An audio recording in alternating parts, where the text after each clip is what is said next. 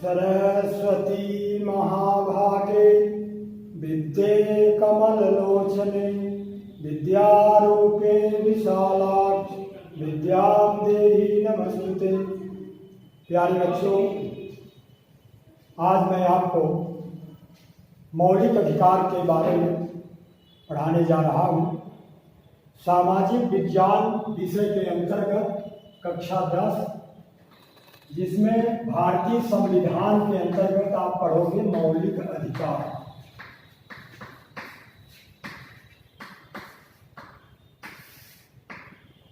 हम जानते हैं कि भारतीय संविधान में उद्देश्य प्रस्ताव पंडित जवाहरलाल नेहरू के द्वारा 13 दिसंबर 1946 को रखा गया और यह प्रस्ताव 22 जनवरी 1947 को स्वीकार किया गया।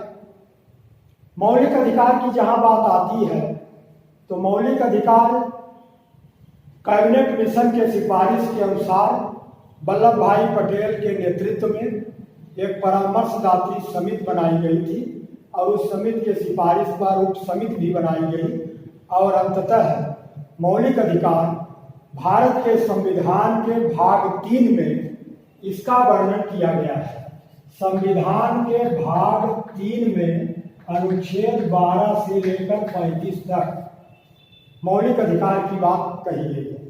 संविधान का भाग 1 अनुच्छेद 1 से 4 तक, भाग 2 अनुच्छेद 5 से 11 तक और भाग 3 अनुच्छेद 12 से 35 तक वर्णन किया गया है, जिसको भारतीय संविधान में मौलिक अधिकारों समाहित होने के कारण इसको मैग्ना कार्टा कहा जाता है। ये मौलिक अधिकार मूल संविधान में 7 मौलिक अधिकार थे, परंतु एक मौलिक अधिकार संपत्ति का अधिकार जो 44वें संविधान संशोधन के द्वारा 1978 में इसको मौलिक अधिकार की श्रेणी से हटा दिया गया है। वर्तमान में 6 मौलिक अधिकार हैं। आज उन्हीं का हम वर्णन करेंगे। सबसे पहला मौलिक अधिकार है समानता का अधिकार।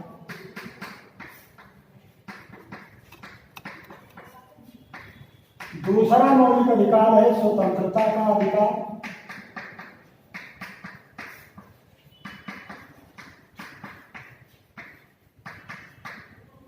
तीसरा मौलिक अधिकार है शोषण के विरुद्ध अधिकार।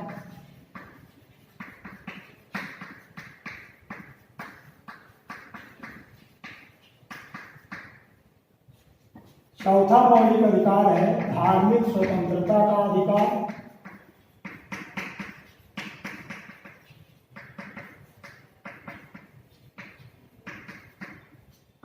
पांचवा शिक्षा एवं संस्कृति का अधिकार।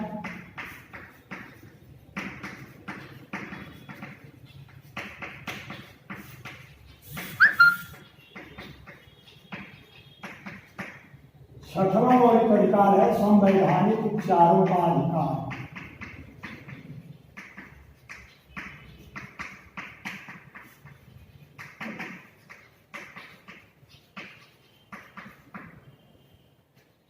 समानता का मौलिक अधिकार भारत के संविधान में अनुच्छेद 14 से लेकर 18 तक, स्वतंत्रता का अधिकार 19 से लेकर 22 तक, शोषण के विरुद्ध अधिकार अनुच्छेद 23 एवं 24 में, धार्मिक स्वतंत्रता का अधिकार 25 से लेकर 28 तक, शिक्षा एवं संस्कृति का अधिकार 29 एवं 30 में, संवैधानिक उपचारों का अधिकार अनुच्छेद 32 में किया गया है। यहाँ संपत्ति का मौलिक अधिकार था अनुच्छेद 31, जिसको विलोपित कर दिया गया है और ये संपत्ति का अधिकार है अनुच्छेद 300 ये में जोड़ा गया है। अब आइए हम सबसे पहले समानता के मौलिक अधिकार की बात करेंगे, जो संविधान के अनुच्छेद 14 से लेकर 18 तक इसका वर्णन किया गया है। सर्वप्रथम मौलिक अधिकार 12 से लेकर 35 तक है। इसमें 12 में राज्य को परिभाषित किया गया है। मौलिक अधिकारों के लिए संसद को शक्ति प्रदान की गई है। मूल संविधान 14 से प्रारंभ होता है, जिसमें समानता का अधिकार है। समानता के अधिकार में अनुच्छेद 14, 15, 16, 17 और 18 ये अनुच्छेद समानता के अधिकार प्रदान करते हैं। संविधान के अनुच्छेद 14 में विधि के समक्ष समानता दी गई है। कानून की नजर में सभी बराबर हैं, एक जैसा अपराध करने पर एक जैसा दंड मिलता है। अनुच्छेद 15 में सामाजिक समानता की बात की गई है, जिसमें जन्म स्थान, क्षेत्र, जाति, धर्म, किसी जन्म स्थान किसी भी आधार पर भेदभाव नहीं किया जाएगा। अनुच्छेद 16 में लोक नियोजन, नौकरियों में समान अवसर प्रदान किया जाएगा। अनुच्छेद 17 में अस्पृश्यता का, छुआछूत का अंत कर दिया गया है। अनुच्छेद 18 में उपाधियों का अंत कर दिया गया है। ये मौलिक अधिकार समानता के अधिकार के अंतर्गत दिए गए। अनुच्छेद 19 से 22 तक स्वतंत्रता का अधिकार दिया गया है। अनुच्छेद 19 में 19A, B, C, D, E और G। अनुच्छेद 19A में दिया गया है, ये 20, 21, 22 तक स्वतंत्रता का अधिकार है, जिसमें भाषण देने की स्वतंत्रता, विचार अभिव्यक्ति की स्वतंत्रता 19A में दी गई है, बोलने की आजादी है। बी में शांतिपूर्ण ढंग से सभा करने की स्वतंत्रता दी गई है। सी में संघ एवं समुदाय बनाने की स्वतंत्रता दी गई है। देश के अंदर भ्रमण करने की आजादी दी गई है। और ई में देश के भीतर किसी भी स्थान पर निवास करने की स्वतंत्रता दी गई है। और जी में व्यवसाय चुनने की आजादी दी गई है। 20, 21 और 22। 20 में अपराध की दोषसिद्धि के विरुद्ध के संबंध में संरक्षण दिया गया है। जीवन और शरीर रक्षा की स्वतंत्रता 21 में दी गई है। और 22 में व्यवसाय चुनने की आजादी दी गई। अपराध गिरफ्तारी के विरुद्ध संरक्षण दिया गया। गिरफ्तारी के विरुद्ध, बंदीकरण के विरुद्ध, गिरफ्तारी के विरुद्ध संरक्षण दिया गया। प्यारे बच्चों, यहां जान लेना बहुत जरूरी है, क्योंकि अनुच्छेद 14 एवं 20 से लेकर के 28 तक ये ऐसे अनुच्छेद हैं जो भारत के नागरिकों के अलावा गैर नागरिकों को भी प्राप्त है। अनुच्छेद 14 और 20 से लेकर के 28 तक ये भारत के नागरिकों को भी प्राप्त है और गैर नागरिकों को भी प्राप्त है। अब आइए हम यहाँ शोषण के विरुद्ध अधिकार की बात करते हैं। शोषण के विरुद्ध अधिकार अनुच्छेद 23 एवं 24 में वर्णन है, जिसमें 23A, 23B, फर्स्ट, सेकंड और 24। 23A में दास प्रथा का अंत कर दिया गया है, मनुष्य का क्रय विक्रय नहीं होगा। और 23B में बेगारी के विरुद्ध संरक्षण दिया गया है। 24 में बाल श्रम का निषेध कर दिया गया है। ये शोषण के विरुद्ध अधिकार है 23 और 24 में। 25 से लेकर 28 तक धार्मिक स्वतंत्रता का वर्णन किया गया है। 25, 26, 27 और 28। 25 में अपने धर्म को मानने, प्रचार प्रसार करने की आजादी दी गई है। 26 में धार्मिक कार्यों के प्रबंध की स्वतंत्रता दी गई है। धर्म के मामले में कर देने या ना देने की स्वतंत्रता दी गई है। धर्म के नाम पर कोई चंदा देने के लिए बाध्य नहीं कर सकता। और 28 में राज्य पोषित शिक्षण संस्थाओं में धर्म विशेष की शिक्षा नहीं दी जाएगी। और व्यक्तिगत शिक्षण संस्थाओं में भी पालक की अनुमति के बिना किसी भी बच्चे को धर्म विशेष की शिक्षा के लिए बाध्य नहीं किया जाएगा। धार्मिक मामले में स्वतंत्रता दी गई।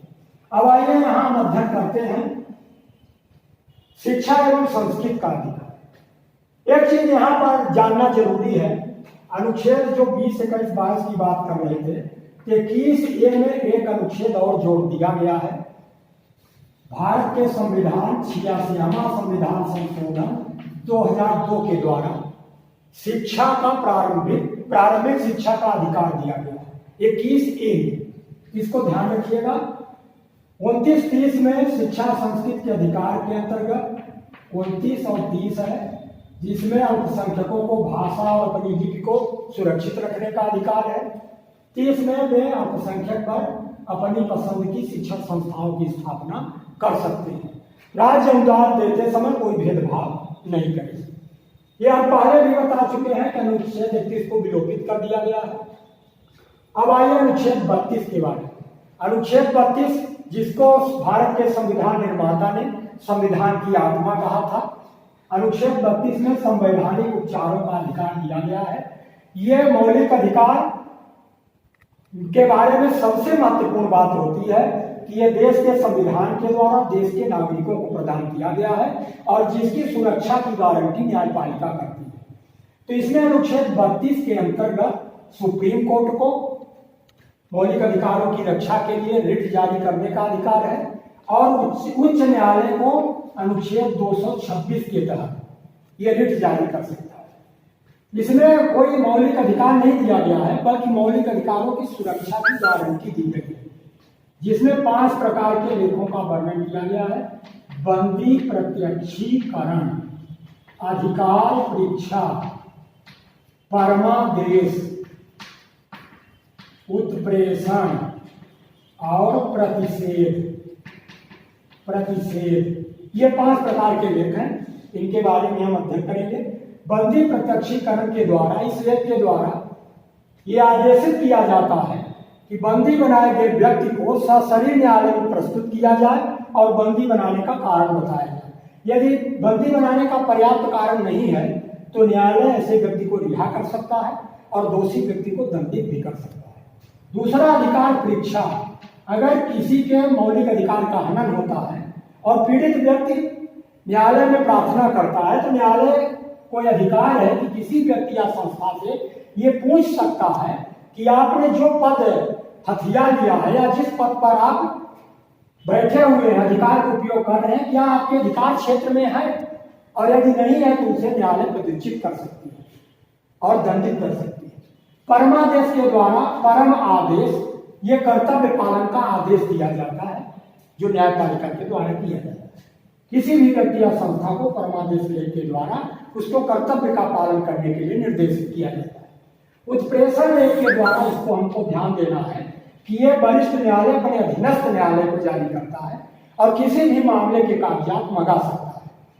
प्रतिषेध के द्वारा किसी कार्य पर रोक लगाई जाती है यदि वो कार्य ऐसा है जिससे किसी के मौलिक अधिकार का हनन हो रहा है, तो इस लेख के द्वारा रोक लगाई जा सकती है। इसका साथ ही अर्थ ही होता है रोकना। अब यहाँ हमको एक ध्यान देना है कि ये मौलिक अधिकार संयुक्त राज्य अमेरिका के संविधान से लिया गया है। आज का ये मौलिक अधिकार में अगर किसी को प्रश्न पूछना है तो बच्चों आप पूछ सकते हो, और ये मौलिक अधिकार बहुत महत्वपूर्ण है। परीक्षा में जिस जगह पर जितने नंबर का है, शब्द सीमा का ध्यान रखते हुए आपको उत्तर देना है। बहुत बहुत धन्यवाद। जय हिंद, जय भारत।